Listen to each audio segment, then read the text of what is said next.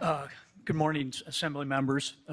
My name is Jim Showman, and I'm the father of Diana Marie Showman, who was 19 years old when she was shot and killed on August 14th, 2014 by the San Jose Police Department outside my home in San Jose.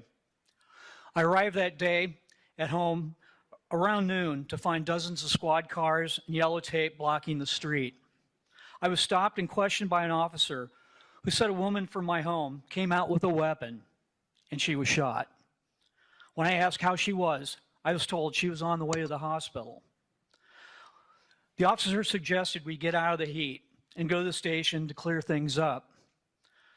Thinking and hoping she was simply wounded, I complied, assuming I'd be given answers about her status, and was taken to an interrogation room at the San Jose Police Station. The officer began recording basic information about who Diana and I were. Shortly later, he was called out by a plainclothes officer who also confiscated my cell phone. I was left alone in the interrogation room for about 2 hours. When detectives finally arrived and began an extensive interrogation, I was questioned about her mental health history, family problems, and any suicide attempts.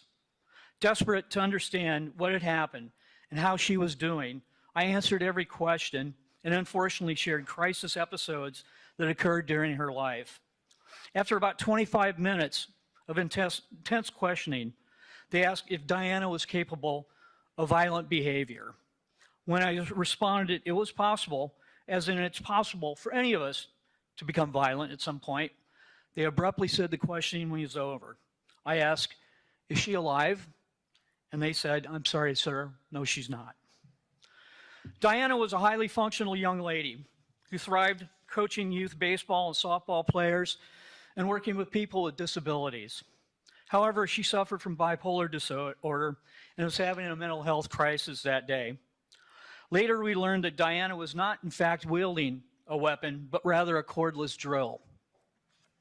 Diana had been shot in the chest by another officer at a distance of less than 15 feet by an AR-15 rifle with a scope. She had no chance of survival. The deception by the police about her death was premeditated, and it was a way to leverage information for me to use against us in a court of law.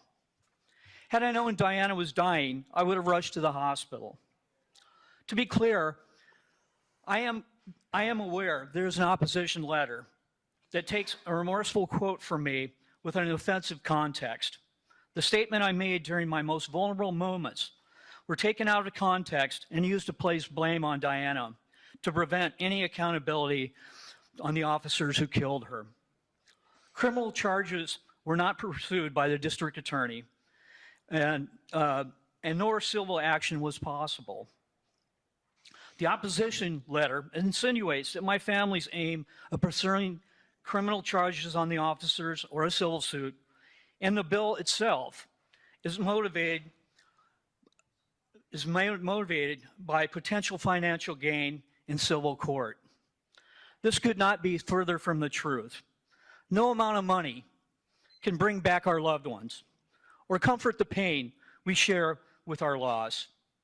The suggestion is arrogant, insulting, and recklessly counters to our true motivation to seek transparency of the police actions against our loved ones and accountability for their violence.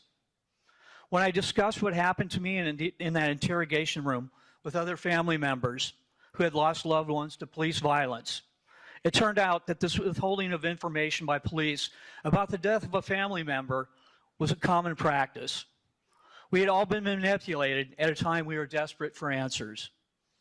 Passing AB 572 is vitally important so other family members and loved ones of victims of police violence won't be preyed upon by this coercive interrogation process and practice. I strongly urge you to support this bill. Thank you for your time.